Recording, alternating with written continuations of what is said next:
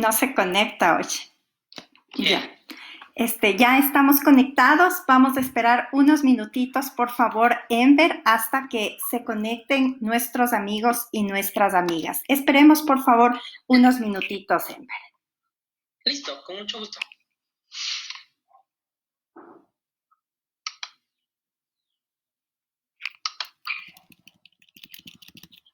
Les pedimos a los amigos y amigas que están conectados que nos avisen si es que está funcionando adecuadamente el volumen.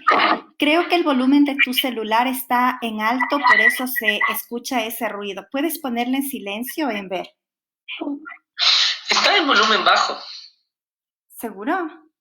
Sí, te creo. Lo prometo. Esperamos unos minutitos que se vayan conectando, porfa. Claro que sí, esperamos con gusto.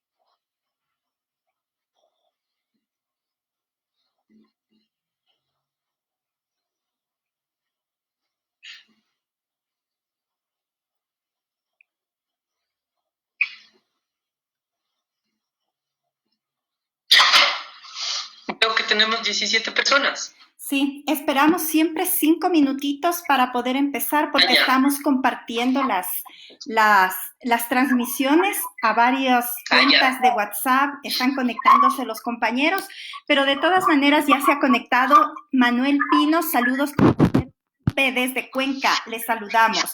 Edgar Cruz, desde el sur de Quito, buenas tardes compañeros, conectados para escuchar la charla.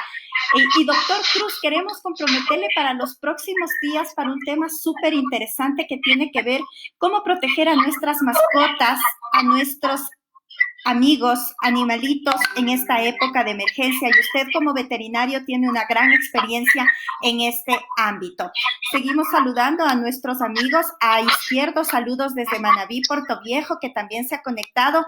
Les pedimos, por favor, que podamos compartir esta transmisión con sus amigos, con sus amigas, que podamos compartir a través de Facebook, a través de WhatsApp. Vamos a tener un conversatorio súper interesante con el abogado Enver Aguirre. Ya están conectándose más amigos y más amigas, por eso siempre esperamos unos minutitos. Saludos desde San Gabriel, desde el Carchi. Saludos a nuestro amigo Henry Marcelo Bolaños, qué gusto. Leo Jiménez Vergara, saludos Enver y Natasha, estamos atentos aquí con Yanela, qué chévere.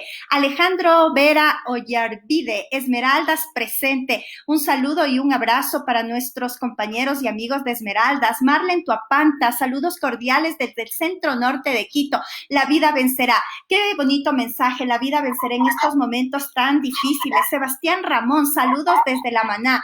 Se están conectando desde las distintas provincias del país. Queremos contarte, Enver, que tenemos un auditorio bien interesante que se va conectando y posteriormente, adicionalmente, comparte lo que conversamos. Saludos, Enver, Nata, compañeros, qué chévere. Julián Pimentel, un abrazo, ingeniero, desde aquí, desde este Facebook Live.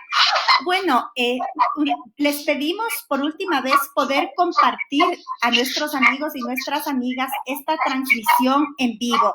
Que nos avisen si nos están escuchando bien, si de pronto tenemos que hacer algún elemento en el sonido, sería importante que nos puedan avisar. Pero bueno, el día de hoy vamos a conversar con el abogado Enver Aguirre. Es un abogado quiteño, vive en el sur de la ciudad de Quito y ha tenido una experiencia bastante interesante en lo que significa la investigación en temas diversos, en temas educativos, en temas juveniles, en temas laborales, y creo que eso es muy importante.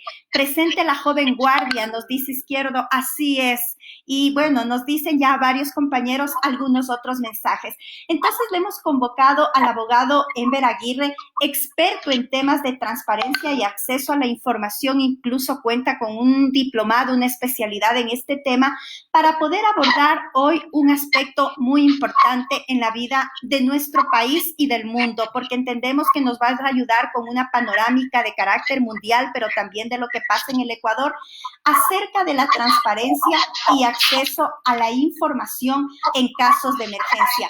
Partiendo de un elemento que tanto la Constitución del Ecuador, el Pacto Internacional de Derechos Civiles y Políticos, la Convención de Derechos Humanos, contemplan el acceso a la información como un derecho, y en el caso propio de nuestra Constitución, el acceso a la información pública es un derecho de las personas que garantiza el Estado.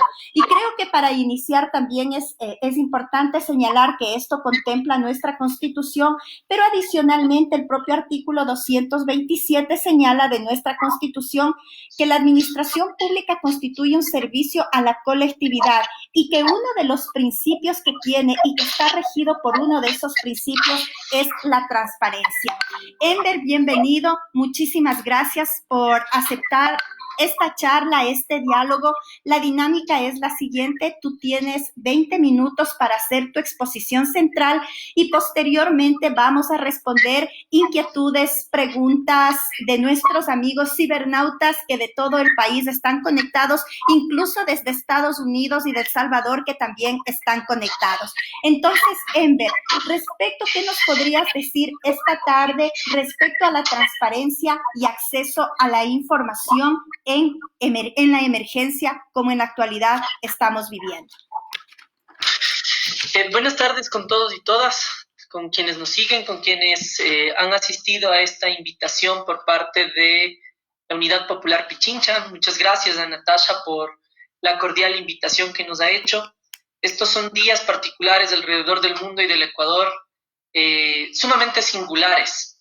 Tal vez y nosotros como ecuatorianos tenemos una experiencia previa que me parece que es necesario ubicarla, y es precisamente las jornadas de octubre ubicaron la importancia de la información, de los medios alternativos y de cómo este ejercicio, reconocido en los tratados internacionales, en la Constitución de la República, como este derecho particular de las personas tiene fundamental importancia y tiene que ser ejercido de manera permanente. Muchos consideran que en este momento hemos hablado de un sinnúmero de revoluciones a lo largo de la historia, pero se habla de que una de las revoluciones de la última etapa efectivamente es la revolución sobre el acceso a la información. Las redes sociales, el Internet, los medios digitales son o marcan un cúmulo de información que nosotros consumimos todos los días y que de hecho, digamos, contraponen algunas de las ideas al respecto de que hoy consumimos mucha más información, leemos mucho más, vemos muchos más videos que en el pasado. En ese sentido, me parece que es necesario ubicar para los compañeros y compañeras qué es la información pública.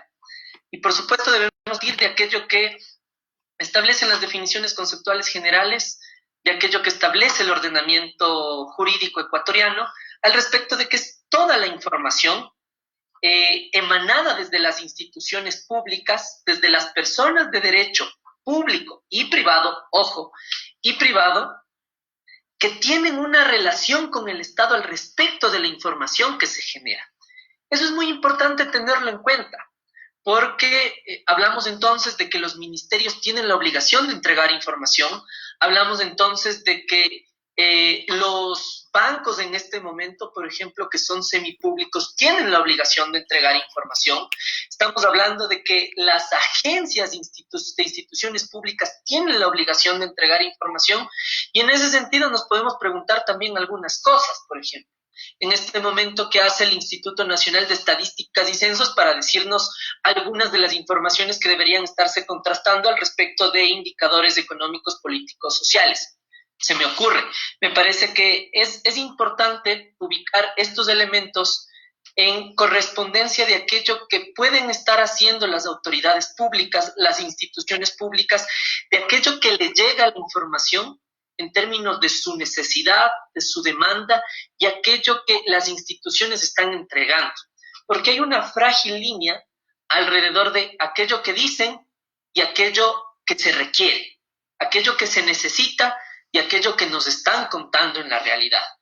En ese sentido, me parece que es, para ir cerrando la idea, es fundamental ubicar que la información es una visión para tener un ejercicio de transparencia en la administración pública. Si el Estado, si las instituciones no entregan información constante, no entregan una información pública en términos de transparencia, estamos dando paso a posibles irregularidades y presuntos actos de corrupción. Hay casos que son públicos en este momento, por ejemplo, al respecto de las contrataciones públicas que están buscando ejercerse desde determinadas instituciones, donde al no haber hecho o al hacer mal uso de la emergencia, están dando lugar a que los oferentes establezcan unas propuestas al respecto de determinados insumos, sean estos mascarillas, sean estos publicidad para una determinada institución con sobreprecios. Esa herencia que pudo haber dejado un gobierno anterior al respecto de los sobreprecios y los actos de corrupción en contrataciones públicas, hoy, digamos, tiene una secuencia alrededor de la afectación a los intereses de los ciudadanos. Todo eso para decir, compañeros, que el derecho a la información pública es un derecho constitucional, debemos y podemos ejercerlo, está establecido alrededor del artículo 18 de la Constitución, el cual nosotros deberíamos ubicarlo como un quehacer cotidiano. Cuando los estudiantes secundarios, por ejemplo, pelean por el tema de que se eche abajo el examen ser bachiller y denuncian todas las cifras que existen al respecto de ese sector que no ingresa a la universidad y no tienen datos específicos, la invitación es a que ejerzan la acción de acceso a la información pública para que se transparente la información. Hace una semana, el gobierno hizo público el pago de $320 millones y el viceministro y las autoridades de economía han dicho que están en negociaciones con los tenedores de esos bonos. Nosotros tenemos la posibilidad de, mediante una acción de acceso a la información pública, que nos digan finalmente quiénes son esos tenedores, en tanto y en cuanto no irrumpamos normas como el sigilo bancario y elementos por el estilo. Me parece que es necesario ahí ubicar algunas cosas. El artículo 2 de la Ley Orgánica de Transparencia y Acceso a la Información Pública ubica la condición de la democratización de la sociedad sobre el acceso a la información. Faculta o ubica como un elemento que promueve la participación ciudadana, pero además lo establece en una condición que es muy importante, porque a veces el pueblo llano, el ciudadano de a pie, no conoce la naturaleza de determinados trámites, y sobre ese desconocimiento es que los funcionarios, las grandes empresas, los sectores dominantes pueden hacer uso y abuso de aquello que informan, y no se conoce que este es un trámite gratuito, que uno puede presentar las acciones de acceso a la información pública a cualquiera de las instituciones que nosotros hemos señalado, Conforme a lo que dice el artículo 19, perdón, como soy abogado, tengo que citar artículos, les pido una disculpa. Y eso es bueno porque les ayuda mucho a nuestros amigos y amigas tener argumentos también de carácter legal para poder desarrollar sus distintas actividades. Chévere. Muchas gracias, Nati, por apoyarme en eso que a veces no es tan fácil para otros compañeros y compañeras. Pero en todo caso, la LOTAIP les dice que en el artículo 19 están aquellos requisitos sobre los cuales uno puede ejercer una acción de acceso a la información pública, donde le puedo pedir al Ministerio de Salud en este momento, donde le puedo pedir al IES en este momento, donde le puedo pedir al Ministerio de Finanzas en este momento que nos diga o que nos declare determinada información. ¿Qué establece el artículo 19? Que la acción debe ser clara, es decir, yo me refiero a que quiero conocer los movimientos o las operaciones financieras establecidas por el Estado ecuatoriano, dirigidas y concretadas por el Ministerio de Finanzas sobre el mes de febrero y el mes de marzo, alrededor de que conocemos que existió la negociación de los bonos, por ejemplo. O quiero conocer en el caso del IES, cuáles fueron los actos administrativos que se ejecutaron de la semana del 23 de la semana del 16 de marzo a la semana del 30 de marzo, donde vamos a poder mirar si es que se cumplieron o no las condiciones al respecto de aquello que establece la ley para determinar si hubieron presuntos de corrupción o no. Porque resulta que en esa institución, en el momento en el que se cayó el proceso de contratación, dijeron que ya no existía tentativa de los presuntos delitos. El Código Orgánico Integral Penal establece que los delitos no solamente se consuman, sino que también son sancionados cuando existen tentativas, es decir, intenciones de cometerlos. Entonces, la acción debe ser clara y debe ser precisa, como decimos, ubicar qué queremos en el tiempo que queremos. ¿Qué necesitamos ubicar? Nombres, apellidos, y puede firmarlo solamente un ciudadano.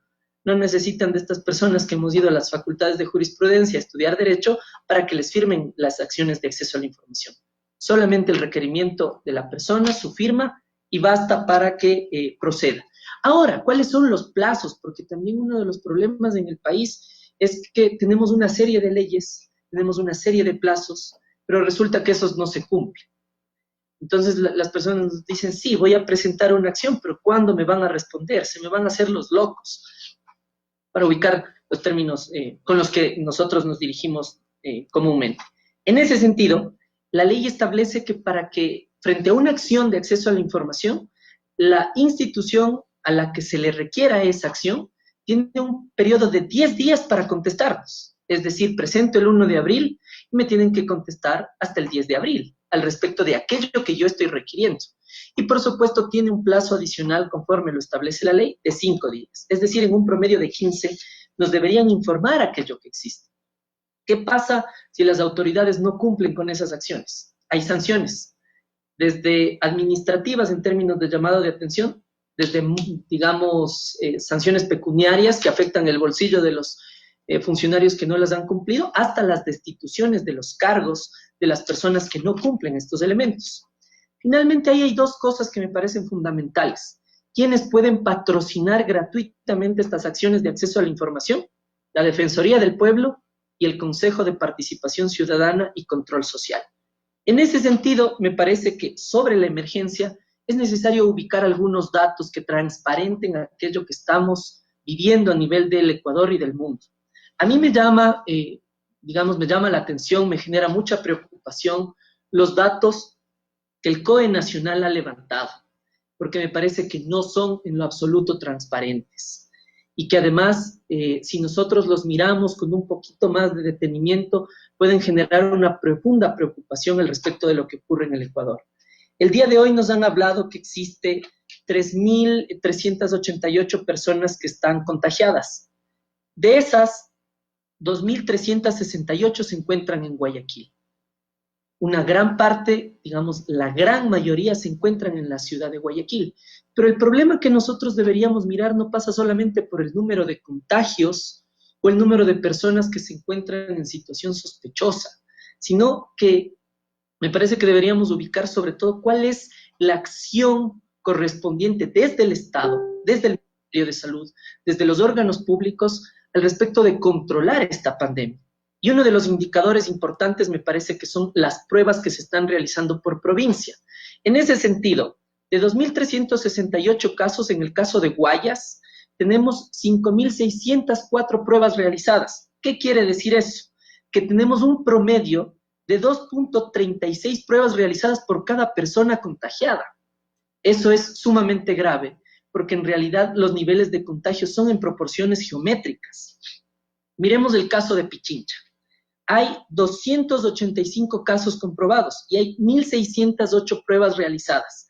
Es decir, en el caso de Quito, hay un promedio de 5.64 pruebas realizadas por cada persona.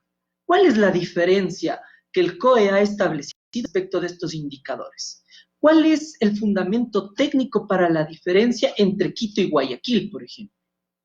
Nos parece que tienen la obligación de darnos cuentas al respecto de transparentar los protocolos médicos, técnicos, en razón de garantizar, y no se trata de justificar, aprobar ninguna gestión, sino se trata de que la vida esté garantizada al respecto de la rigurosidad y prolijidad que deben tener las autoridades públicas sobre estos procesos. Cojo el dato de Los Ríos, que me parece que es preocupante en términos de los ascensos de casos que están ocurriendo, al respecto de que hay 138 personas que han sido contagiadas y hay 481 pruebas realizadas, es decir, hay un promedio de 348 pruebas por cada persona. Nuevamente, no hay relación en los indicadores. Eso me permito yo contrastarlo con algunos hechos que generaron preocupación al respecto de quienes miran la información pública y pueden ubicar unos cuestionamientos al respecto de si las gestiones son o no son transparentes. El 20 de marzo, Alexandra Ocles, la secretaria del COE, hacía pública la decisión del COE de no reportar el cerco epidemiológico en las provincias de Pichincha y Guayas. Ese era un anuncio al respecto de que las cifras no estaban transparentadas. Si las cifras no están transparentadas, no tenemos objetividad sobre el problema sanitario, sobre el problema de salud, sobre el problema de la vida de las personas que en este momento ocurre. En esa condición, vale establecer otro elemento que nosotros ya conocemos, que se hizo público a partir de este día lunes, que los casos de COVID que están siendo ubicados como muertes por coronavirus, en el caso del Ecuador, solamente se reportan en tanto y en cuanto hayan dado positivo en las pruebas. Y vamos nuevamente a los datos. ¿Cómo pueden los datos tener objetividad cuando en el caso de Guayaquil hacemos 2.36 pruebas por cada uno, o 5.64 en el caso de Quito, o 3.48 en el caso de Guayas? Es obligatorio que el gobierno nacional transparente las cifras, es obligatorio que le diga la verdad al pueblo ecuatoriano, pero sobre todo es obligatorio que se transparente el manejo de los recursos de la función pública, porque se está poniendo en riesgo la vida de los ecuatorianos. Me permito ubicar ahí algunos elementos. El estado de emergencia que ha declarado el gobierno nacional no ha ubicado sobre la condición de emergencia recursos adicionales. Este año el gobierno nacional, en razón de aquello que manda la Constitución, es decir, entregarle el 4% del PIB a salud, debía entregarle $200 millones más de aquello que le entregó en el presupuesto 2020. Sin embargo, a la Policía Nacional le entregó $50 millones más, sin que exista mandato constitucional al respecto de la asignación de presupuestos. Un dato, hacia enero de este año, el gobierno nacional destinó el 21% más de recursos para el pago de la deuda que aquello que le había destinado a economía y salud. Eso es fundamental, porque vamos a mirar cuáles son los elementos importantes o las prioridades sobre un gobierno. Mientras al pago de la deuda en el mes de enero le entregaron $575 millones, para educación y salud le entregaron $473 millones. Y me permito solamente ubicar algunos ejemplos de cómo unos países están operando con un margen de objetividad, de rigurosidad sobre los procesos. Por ejemplo, me parece que es importante ubicar el ejemplo de Corea del Sur, que es un país de altos niveles de industrialización, sí, que es un país de economía capitalista, pero bajo esa condición ellos han atendido a 20.000 personas por día, han aplicado 10.000 pruebas por día. En el Ecuador no estamos llegando a la aplicación siquiera de 1.000 pruebas por día. Eso es sumamente grave en términos de la contención de la emergencia. En ese sentido, me parece que también es necesario poner los malos ejemplos. En el caso del Ecuador, nosotros somos el país con el índice de muertes per cápita más elevado de toda América. ¿Qué quiere decir eso? En relación a la proporcionalidad de habitantes, tenemos el número más alto de muertes. Porque, digamos, el día de ayer nos superó Chile en términos de contagios, está primero Brasil, pero solamente ubiquemos que Chile tiene 45 millones de habitantes, es decir, 3 veces más de lo que nosotros tenemos, y Brasil es un país de proporciones continentales que tiene 200 millones de habitantes. En esa condición, me parece que es necesario ubicar también como parte de esta información que tiene que ser transparentada, las acciones que desarrolla, por ejemplo, la primera potencia mundial, Estados Unidos. Mientras Trump superó ya desde hace una semana el nivel de contagio o de personas contagiadas a China, a Italia, a España, las declaraciones de Trump han sido sumamente complejas. ¿Qué dijo Trump durante un momento? El coronavirus no entrará. ¿Qué dijo Trump en un segundo momento? El coronavirus será eliminado en el mes de abril producto del... Esas declaraciones absurdas, ausentes de carácter científico, son bastante semejantes a las que han ocurrido en el Ecuador. El flamante ministro de Salud hace una semana dijo que el coronavirus ya era comunitario y que se encontraba en el ambiente. 2 días después, la Organización Mundial de la Salud desmintió diciendo que el coronavirus no puede estar en el ambiente. Hay cosas sobre las cuales nosotros tenemos la obligación de la información que existe, contrastarla para mirar si el ejercicio de la política pública de aquellos que actúan sobre la administración efectivamente cumplen las condiciones que la ley manda y que además sus salarios, que son pagados por todos los ecuatorianos, les entregan.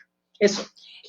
De manera concreta, tú ya lo señalaste, pero de manera concreta, ¿cuáles son los 3 pasos que deben cumplir para solicitar información? Para que el ciudadano que en este momento nos está mirando solicite información. ¿El 1?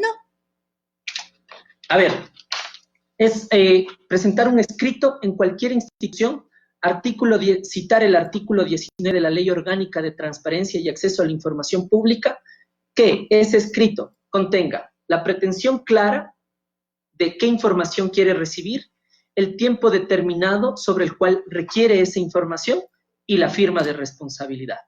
Eso es muy importante porque varios amigos y amigas que están conectados en distintos lugares de nuestro país siempre quieren solicitar información, pero lo que tú decías anteriormente, a veces se piensa que se debe acudir a un abogado cuando no es así. Cualquier ciudadano o ciudadana que cumplamos lo que dice el artículo 19 de la Ley de Acceso a la Información, podemos presentar un escrito con los 3 puntos que tú acabas de señalar. Entonces, eso significa que en cualquier momento, en cualquier lugar, podemos solicitar a cualquier institución pública información y ese es nuestro derecho como ciudadanos, el poder pedir información sobre las distintas acciones, sobre las distintas políticas, medidas que se toman en las instituciones públicas.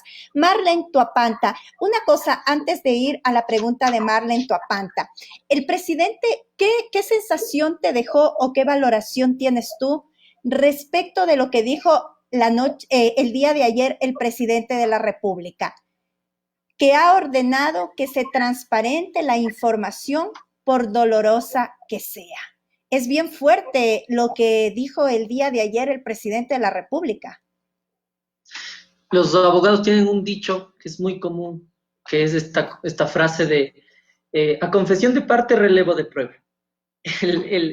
El presidente el día de ayer nos dijo o confesó que su gobierno no ha sido transparente en la información, que su gobierno ha ocultado la verdad al pueblo ecuatoriano, que su gobierno no está diciendo aquello que está ocurriendo en realidad al respecto del coronavirus. Y eso debe determinar procesos de investigación en los múltiples organismos de control al respecto del funcionamiento y la operación de determinados ministerios y áreas del Estado.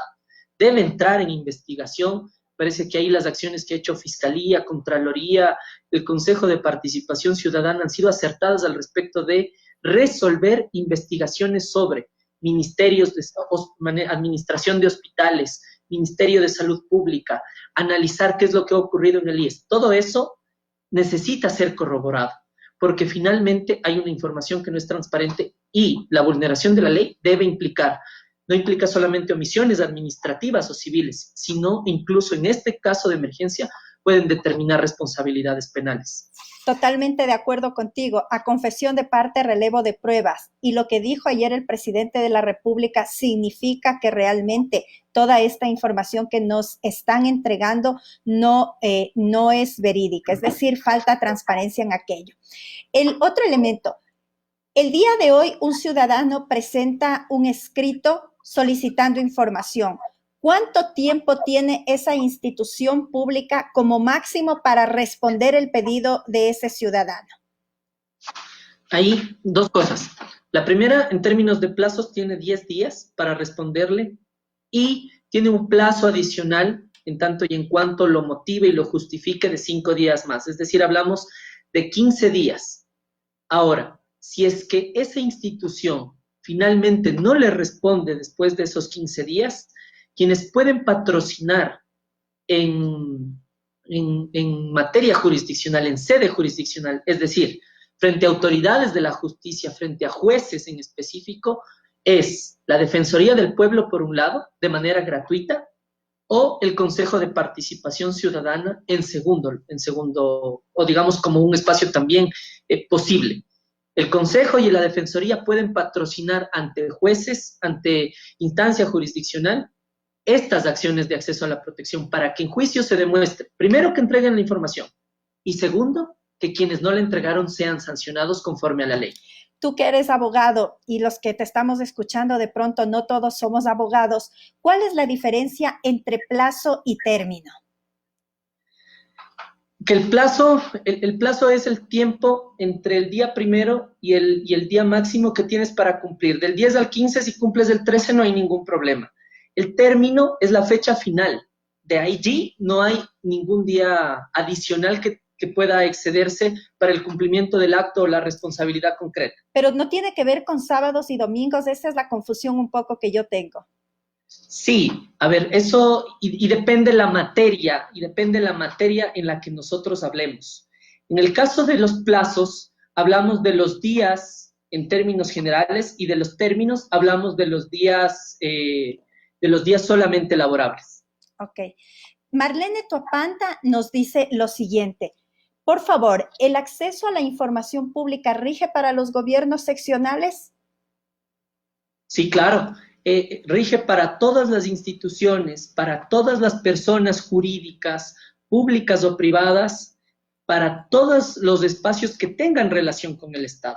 Y entendamos que el Estado está compuesto por niveles de gobierno central y local. En ese sentido, los gobiernos locales tienen la obligación de cumplir aquello que establece la LOTAIP. Otra pregunta que hay es, ¿el acceso a la información pública tiene términos de tiempo? ¿Desde hace cuánto tiempo se puede solicitar información? Me parece que si ella quiere información, por ejemplo, de hace algunos años, ¿es posible solicitar información de hace algunos años o hay una fecha tope para aquello? Ahí tendríamos que contrastar aquello que se requiere.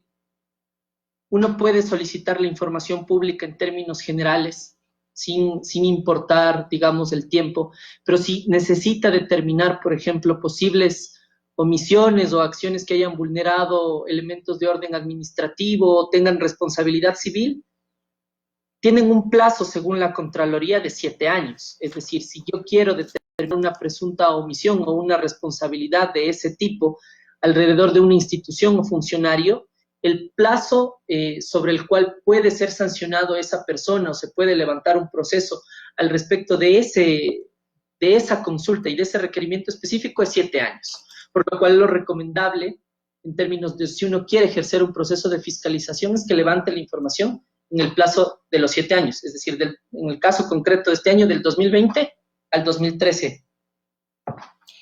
Julián Pimentel nos dice, ¿será necesario cambiar o implementar nuevas leyes que permitan recuperar la información, entiendo? Digamos, podemos precisar aquello que establece la LOTAIP, porque esa es la ley en concreto que rige todo el tema de la información pública, y en ese sentido podrá pensarse reformas al respecto de ser más rigurosos o de ser aún más fuertes en términos de las sanciones de las autoridades públicas que no lo entregan, pero finalmente la invitación que se hace en términos generales es a ser rigurosos al respecto de aquello que establece la ley. Tenemos un sinnúmero de elementos, pero el problema es que no le damos ejercicio, que no acompañamos con seguimientos, con impulsos desde la ciudadanía, su real aplicación. Entonces, tenemos del artículo 2 de la Constitución, tenemos del artículo 19 de la LOTAIP, tenemos las sanciones que están establecidas al respecto de los funcionarios públicos que no cumplan con aquello que manda la ley. Finalmente, la invitación es al ejercicio. ¿Cuál ha sido, cuál es el papel que en este proceso de solicitar información y la lucha por la transparencia juega el Consejo de Participación Ciudadana y Control Social? A ver, en el caso del Consejo de Participación, digamos, hay unas competencias al respecto de aquello que establece la Constitución, aquello que le entrega la ley. En específico, por ejemplo, al respecto del tema acceso a la información y transparencia, si los ciudadanos requieren que se patrocine una acción, presentan ante el Consejo de Participación y entiendo que la Subcoordinación Nacional de Admisión emitirá un exhorto para decirle, hey, autoridad pública, a usted le requirieron el 1 de marzo esta información, han pasado los 10 días y usted no le ha respondido. Obviamente se deja que el plazo cumpla, les dicen al 15 de marzo, hey, autoridad pública, usted no ha cumplido. Finalmente se cumplió todo eso y ese trámite se traslada a la Subcoordinación Nacional de Patrocinio para que sean los abogados del Consejo los que impulsen este requerimiento de acceso a la información y se garantice este derecho ciudadano. Ahí está concretamente explicado el proceso de cómo el Consejo sirve para garantizar el acceso a la información. Pero también se expresa en otros aspectos. Entiendo que el Consejo de Participación, por ejemplo, levanta procesos de investigación al respecto de los presuntos actos de corrupción, afectación de derechos de participación o vulneración del interés social. En ese sentido también se hacen esos requerimientos de información, porque finalmente sobre la información pública es sobre la que se puede determinar los actos de corrupción, los delitos que se han cometido y las afectaciones a los intereses de los sectores sociales y populares de este país. Existe otra pregunta. ¿Cuál es el papel para lograr este propósito que puede jugar la Defensoría del Pueblo? ¿Y cómo acudir a la Defensoría del Pueblo? En el caso de la Defensoría es el principal eje rector sobre el tema de la LOTAIP. Digamos, la institución encargada de promover todo el tema de tutelar los derechos de acceso a la información, de levantar los informes al respecto del cumplimiento o no de las instituciones públicas al respecto de los requerimientos de información. Es levantado efectivamente desde la Defensoría. La Defensoría cumple condiciones similares a las del Consejo en términos del tutelaje, es decir, la representación de los ciudadanos en instancias judiciales en tanto y en cuanto se lo requiera. Pero además, en términos particulares, la Defensoría del Pueblo presenta y hasta el 31 de marzo las instituciones públicas debían emitir sus informes sobre todos los requerimientos de acciones de acceso a la información que se presentaron durante el año 2019. Y me parece que allí habrá unas particularidades en aquello que se presenta en el informe 2020. Digo esto porque todas las acciones de acceso a la información, todos los requerimientos producto del coronavirus que hoy están ocurriendo, los vamos a mirar en la siguiente etapa. Entiendo que en el Consejo de Participación Ciudadana hoy se discute, por ejemplo, la posibilidad de si es procedente o no exigir una rendición de cuentas a las autoridades públicas al respecto de cuál ha sido su accionar durante estos 2 meses de declaratoria de emergencia. Eso me parece que sería muy importante, en términos de que las autoridades públicas digan, hice esto, esto y esto, esta es la información que presento, estos son los verificables que yo entrego, porque finalmente entendamos que en el marco de la administración pública, la rendición de cuentas implica los informes que las autoridades entregan a otras instituciones públicas, a la ciudadanía, para demostrar aquello que sus competencias establecen y que el pueblo les exigió. Entonces, me parece que por ahí podemos mirar los informes que presenta la Defensoría y la obligación que tienen de rendir cuentas. Una pregunta que también nos hacen, porque nos preguntan a través de WhatsApp y otras nos preguntan directamente en el Facebook. En este momento estamos en un estado de emergencia. ¿Cómo se desarrolla en los estados de emergencia la contratación pública y cómo evitar en ese marco de la contratación pública actos de corrupción? Y nos ponen como ejemplo lo suscitado en el Instituto Ecuatoriano de Seguridad Social. A ver, ahí me parece que es necesario ubicar que la ley orgánica de contratación pública fue aprobada por el gobierno anterior. Me parece que además es necesario ubicar algunos precedentes de aquello que en temas legales, en manejos de información y, digamos, en materia de contratación, determinó el gobierno anterior. Todos conocemos que el gobierno anterior tuvo mayoría en la Asamblea Legislativa y sobre esa mayoría aprobó una ley de contratación pública que ubicó que en condiciones de emergencia o bajo declaratoria de emergencia no se procederá a las condiciones de contratación, es decir, donde hagamos públicos los pliegos de contratación, donde pasamos al proceso de oferentes, calificamos y determinamos cuál es la mejor oferta, sino que la ley en términos de emergencia establece que la contratación es directa en tanto y en cuanto el oferente cumpla los requerimientos legales sin importar el precio. Eso me parece que es, digamos, es muy particular y yo me permito poner unos ejemplos, por ejemplo, perdón la redundancia, al respecto de aquello que existió con Seguro Sucre, perdón la referencia. Seguro Sucre es una empresa pública en este momento que tuvo márgenes de ganancia por cerca de $2.000 millones durante estos años, pero que aseguró una serie de bienes patrimoniales del Estado, una serie de procesos del Estado. Y, por ejemplo, hacia el año 2018, el aseguramiento de los pozos petroleros tuvo un $218 millones, fue la oferta de Seguro Sucre superior a la que presenta en este año 2020. La pregunta es, ¿por qué en el 2018 tuvo una oferta superior cuando los costos del mercado no han variado? ¿Por qué? Porque la contratación fue directa. Sin embargo, de que la contratación sea directa y que además, dicho sea de paso, en el caso del gobierno anterior sobre el tema seguros, por ejemplo, estaba determinado no solamente la declaratoria de emergencia, sino un decreto de exclusividad en la contratación sobre Seguro Sucre, por ejemplo. En ese caso es donde uno encuentra el mecanismo sobre el cual se determinan contrataciones con sobreprecio. Pero ¿cuál es el instrumento para verificar que aquello ocurra? Una, la información pública y en ese caso estar pendientes de aquello que se ha establecido. ¿Por qué? Porque en el caso de los contratos petroleros se declaró reserva sobre la información. Y ahí hay una parte de aquello que dice la ley orgánica de transparencia y acceso a la información, si no me equivoco es el artículo 22, que establece qué información será reservada. La información que será reservada es la información que ponga en riesgo la seguridad nacional en términos generales, entonces se habla de los planes militares y de todas estas operaciones. Pero además también se ubica como reservada las operaciones económicas en términos de la deuda, en tanto y en cuanto estén en proceso de negociación. Después de ser negociadas, tienen que ser publicadas. Paréntesis. Digamos, el tema del pago de los bonos o de la renegociación de la deuda puede ser pública en tanto y en cuanto ya se terminen esas operaciones. En ese sentido, entonces, no hay reserva de la información al respecto de lo que ha pasado con las mascarillas del IES. No hay reserva de la información al respecto de la contratación de publicidad que quiere hacer el IES.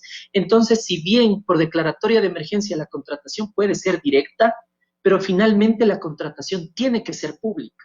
Y al ser pública es donde se han encontrado los sobreprecios, se han detenido esas contrataciones lesivas a los recursos de los afiliados al Seguro Social, en los cuales existían evidentes actos de corrupción. El día de ayer nos escribe Silvia Calvachi desde el sector de Caupicho de la ciudad de Quito. El día de ayer el periódico Opción desarrolló o estaba informando a la ciudadanía sobre el desarrollo de un conversatorio con Diego Borja, exministro de Economía y Finanzas, Giovanni Atariguana, director de Unidad Popular, y Yacu Pérez, prefecto de la SUAY. Y da la casualidad que censuraron a este medio alternativo, lo bloquearon y no permitieron la transmisión en vivo de este debate. ¿Qué hacer frente a este hecho? A ver, ahí me parece que tenemos un problema en la legislación ecuatoriana y es que no hay control de los medios digitales, de las redes sociales. Uno de los problemas que existe al respecto de la ley de comunicación, al respecto de la ley orgánica de acceso a la información pública, es que no establece regulaciones precisamente por este lado. Digamos, las personas que quieren o tienen posiciones coercitivas al respecto de estos elementos, proponen que haya una regulación específica del Estado. Los defensores de acceso a la información dicen debe existir una garantía del acceso, una promoción de la información, etcétera. Entonces, lo que ocurrió en específico es que fue la red social, que no tiene administradores en el Ecuador, el país más cercano en términos de administración de Facebook es Colombia, la que censuraron de manera discrecional, por así decirlo, y eliminaron en ese momento a la página del periódico Opción, por lo cual entiendo tuvieron que buscar un medio alternativo que transmitiera. Finalmente, ¿qué es lo que podríamos hacer al respecto de eso? Finalmente se ha violentado el derecho a la comunicación, el derecho de acceder a la información. Finalmente Facebook, sin ninguna justificación del caso, presentó y digamos, censuró y bloqueó temporalmente esa página, por lo cual aquello que podríamos nosotros presentar es un recurso de protección frente a las autoridades constitucionales para que hagan algo al respecto de la regulación de los contenidos en comunicación, pero sobre todo es la legislación internacional, en este caso, la que podría emitir un criterio. Edgar Cruz nos dice, en el caso de los bancos, ¿tienen obligación de informarnos sobre los vouchers que se cobraron y que no han sido pagados al propietario de servicio o compra o entrega? Ahí tenemos una discusión al respecto del tema, porque ¿qué es lo que dice la ley en su artículo 2, en su artículo 1 y 2? ¿Cuáles son las instituciones obligadas a rendir información pública? Las personas jurídicas públicas y privadas que tengan relación con el Estado. La banca es un ente privado, en buena parte de los casos, que entrega un servicio público, por lo cual, digamos, desde quienes trabajamos en este lado, consideramos que ellos son sujetos de entregar esa información y de transparentarla frente a la población. Pero si somos aún más precisos, por ejemplo, el Banco del Pacífico, que es el banco con el mayor índice de ganancias en el año 2019, tiene la obligación de hacerlo porque es empresa mixta. Los bancos públicos tienen la obligación de hacerlo porque son empresas públicas. Y sobre los otros tenemos que entrar a esta interpretación que exija a la banca entregar la información porque brindan un servicio público. Nos preguntan que a propósito de la Ley Orgánica de Transparencia acceso a la Información Pública, ¿qué se puede hacer frente a los sobreprecios en el Instituto Ecuatoriano de Seguridad Social? Lo que se puede hacer, en primer lugar, es presentar las acciones de acceso a la información. Eso pasa por unas precisiones legales que van a ubicar aquello que en derecho se denomina el legítimo activo, es decir, la persona que tiene la condición de requerir esa información, en el caso particular de información pública. Sobre esa condición hay varios elementos. Yo puedo presentar, como dije en un determinado momento, quiero conocer como afiliado del Seguro Social qué es lo que la administración hizo sobre mis fondos desde el inicio del mes de marzo al respecto del final del mes de marzo. Quiero conocer la naturaleza de los actos administrativos, quiero conocer el detalle de las cosas que hicieron, donde me van a entregar un sinnúmero de información. O si quiero ser aún más preciso, quiero conocer los actos de contratación que el Instituto Ecuatoriano de Seguridad Social ejecutó entre la primera semana de marzo y la tercera semana de marzo. Me parece que sobre esas condiciones, sobre esas determinaciones y precisiones en términos de las acciones de acceso a información, reside la clave de tener los datos, los elementos, de conocer los hechos sobre los cuales podemos determinar a los presuntos responsables de los actos de corrupción que buscaron ejecutarse. Una pregunta que nos hace una amiga por interno es, ¿qué pasa con la juventud en este momento de emergencia? A ver, esa es una pregunta a la que le hemos evadido porque creo que quienes deberían responder con muchísima más legitimidad son los amplios dirigentes juveniles que existen. Pero como todavía soy joven, me permito responder algunas cosas. Bueno, un poco nomás.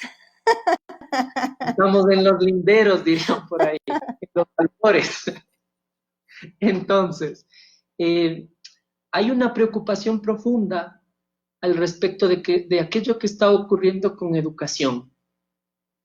Me parece que la teleeducación de la que tanto habla la ministra de Educación tiene un conjunto de debilidades porque no se han garantizado las condiciones, el seguimiento, no hay un desarrollo de instrumentos pedagógicos que garantice desde mi punto de vista, en el caso del Ministerio de Educación, una educación de calidad en estas condiciones. Lo segundo es que en el caso de las universidades no se tiene claridad sobre la condición autónoma que deben tener los centros de educación superior al respecto de cómo van a ocurrir o cómo se van a desarrollar las clases. En ese sentido, por ejemplo, me parece importante el sentido crítico que se ha levantado sobre determinados sectores estudiantiles en los que empiezan a cuestionar, por ejemplo, desde las universidades privadas, el hecho de que se empiece a cobrar las mismas pensiones, los mismos aranceles. En el caso de las universidades públicas, que se empiece a cuestionar cómo se van a dar las clases o las condiciones de la teleeducación. Por ejemplo, y para incluso cotejar aquello que hemos conversado el día de hoy, me parece que una medida que debería adoptar el gobierno sobre los estudiantes, tanto secundarios, digamos de escuela, de secundaria y de colegios, es garantizar durante el tiempo que dure la emergencia el Internet gratuito. Esa me parece que es una obligación, esa es, desde mi punto de vista, una propuesta que los sectores estudiantiles deberían levantar en términos de que queremos estudiar, pero el Estado tiene que garantizar los medios en el marco de la emergencia para que podamos ejercer nuestro derecho a la educación. Jorge Narváez nos pregunta, ¿cuáles son las instituciones que han implementado políticas de gobierno abierto con el fin de que su gestión sea accesible para la ciudadanía? A ver, el gobierno abierto es una de las condiciones que se establece en el marco de garantizar la transparencia, en el marco de ejecutar las políticas de acceso a la información pública. Hay unas discusiones en términos de aquello que ha desarrollado la Organización de Naciones Unidas en términos de ir corrigiendo todos estos elementos en materias de políticas públicas, sobre todo en términos de gobiernos generales y locales. En eso hay un plan de gobierno abierto del cual es partícipe el Consejo de Participación Ciudadana, el Gobierno Nacional y los organismos de gobiernos locales. Estamos definiendo la propuesta al respecto de ese elemento. Hay modelos de gobierno abierto como procesos particulares que han desarrollado determinados GATS. Me parece que, por ejemplo, el modelo de gobierno abierto determinado en Cotacachi, sobre todo aplicado entre la anterior administración y las anteriores administraciones, es un ejemplo vivo de aquello. Un ejemplo de gobierno abierto ahora es aquello que entiendo busca desarrollar el Distrito Metropolitano de Quito, alrededor de los representantes y demás. El gobierno abierto entonces implica la posibilidad de ampliar los márgenes de representación, garantizar ejercicios de rendición de cuentas mucho más constantes y por sectores en función de las determinaciones territoriales de los gobiernos, de garantizar un ejercicio de política pública local transparente y de acceso permanente a la información pública desde los ciudadanos requirientes. Sí, y existen, creo que en general en el país, en las instituciones públicas, la implementación de esta línea de los gobiernos abiertos como aspecto para implementar la transparencia en la información. Desde mi perspectiva, una limitación que yo encuentro en los gobiernos abiertos es que cada quien informa lo que cree que debe informar. Entonces, ahí existe un problema que es muy serio. ¿Cómo establecer o a través de qué mecanismo se podría establecer una línea para que exista una información, digo yo, unificada en algunos parámetros a nivel nacional? Me parece que ahí entramos a esta discusión de transparencia activa y transparencia pasiva. La transparencia pasiva es aquello que las instituciones públicas reportan y la transparencia activa es aquello que las instituciones reportan según aquello que les requirieron. Lamentablemente, cuando no se transparentan los presupuestos, lamentablemente cuando no se transparentan los actos administrativos, las instituciones pueden reportar eso que tú dices, aquello que ellas consideran. Por eso, si nosotros miramos el informe de información pública de la Defensoría del Pueblo, la gran mayoría de instituciones tienen unos indicadores sumamente elevados en la transparencia pasiva. Son elevadísimos, tienen 100%, 95%, pero en la transparencia activa tienen 35%, 45%, 60%. Me parece que desde el lado de la ciudadanía, primero hay que informarse, hay que acceder a estos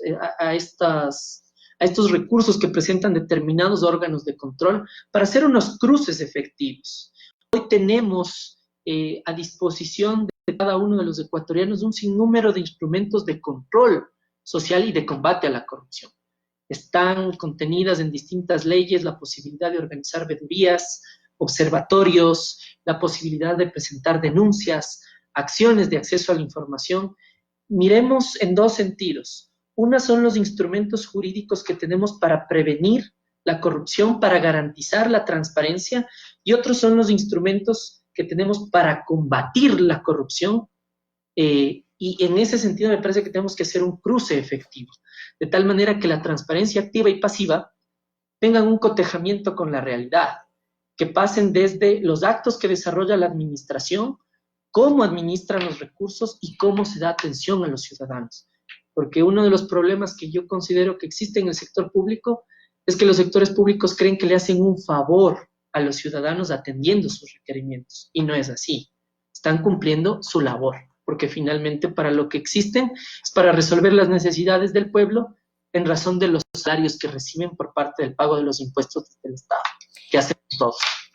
Creo que ha sido muy interesante todos los elementos que ha señalado. Quiero aprovechar este espacio para saludar a Alejandro Cruz Benalcázar. Me llamó la atención. Nos saluda desde Mucho Lote de Guayaquil. Saludo combativo, compañeros. La vida vencerá. Y me parece bien interesante este mensaje porque digo, las condiciones en las que se encuentran en Guayaquil en este momento y en la provincia del Guayas son muy complejas, y encontrar que un amigo desde los sectores populares de Guayaquil nos está escuchando, para mí eso es muy importante. La transparencia, diría, va de la mano con la participación ciudadana también.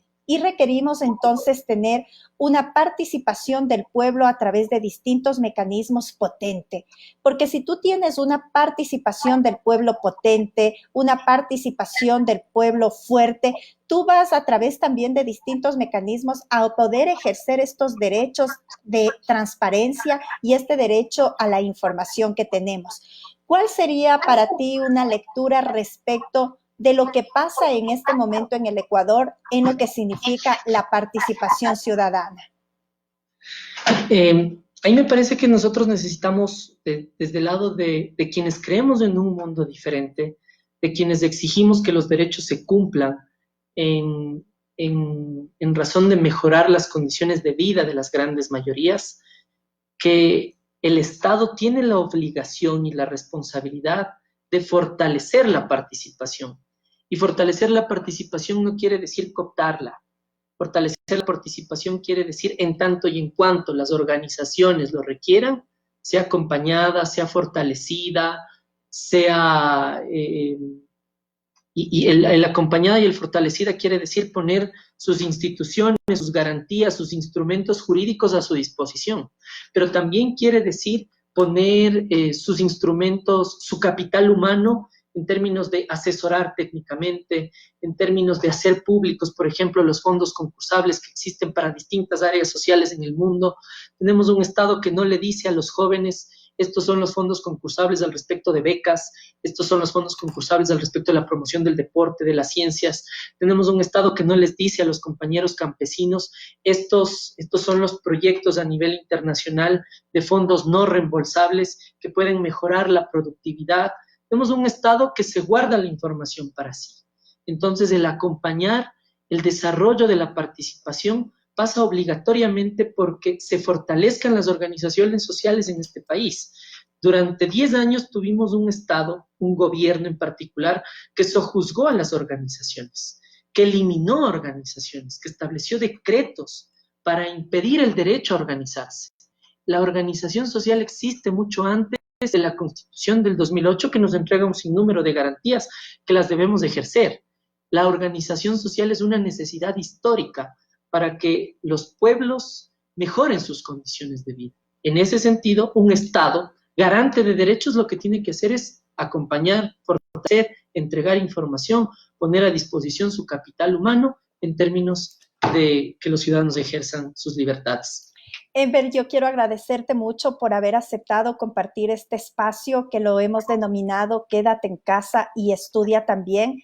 Es una escuela de formación política que hablamos sobre distintos temas, historia, filosofía, economía, temas de la realidad nacional, temas coyunturales, que son aspectos muy importantes que enriquecen la formación de nuestros compañeros y nuestras compañeras.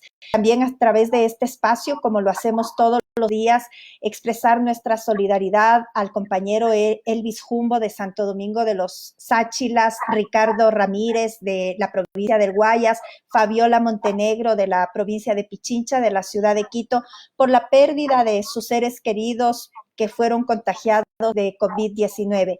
Saludar a todos nuestros amigos, nuestras amigas, expresar nuestra solidaridad a quienes han perdido a un familiar en este momento tan difícil. Y decirles, bueno, aquí estamos para seguir contribuyendo. Este es un espacio que busca activarse, que busca establecer nuevos elementos que nos permitan desarrollar nuestra actividad diaria mientras nos quedamos en casa. Un abrazo para todos y todas. Queremos contarles que el día de mañana vamos a compartir este espacio con el doctor Carlos Jiménez, PhD, profesor de la Universidad Central del Ecuador, ya lo tuvimos el sábado anterior, y que va a hablar de cómo manejar a los niños y a los jóvenes en épocas de encierro. Es decir, qué estrategias podemos utilizar, qué actividades podemos desarrollar con ellos, cómo podemos trabajar en esta época tan difícil de cuarentena que nos encontramos. Un saludo también a todos nuestros amigos y amigas. Yo digo que están viviendo momentos muy difíciles. Es más fácil cuando tú tienes recursos económicos, tienes un trabajo estable, llevar esta cuarentena. Pero qué duro es cuando vives del día a día, qué duro es cuando no tienes un trabajo y que te toca salir a la calle y que la gente dice, le tengo miedo al coronavirus, pero más miedo le tengo al hambre. Finalmente esas personas no pueden vivir sin alimentarse, no pueden vivir sin comer, y un llamado, un exhorto a las autoridades a nivel nacional, a nivel local, para resolver este tema de las necesidades de alimentación y medicinas para los sectores populares. Es cierto que el coronavirus nos afecta a todos, es cierto que nos contagia a todos, pero más difícil es llevar este virus cuando no tienes recursos económicos. Un abrazo a todos y todas. Muchísimas gracias, Enver, de corazón, por haber aceptado participar en este espacio. Chao. Muchas gracias a ustedes. Un saludo a todos. La vida vencerá.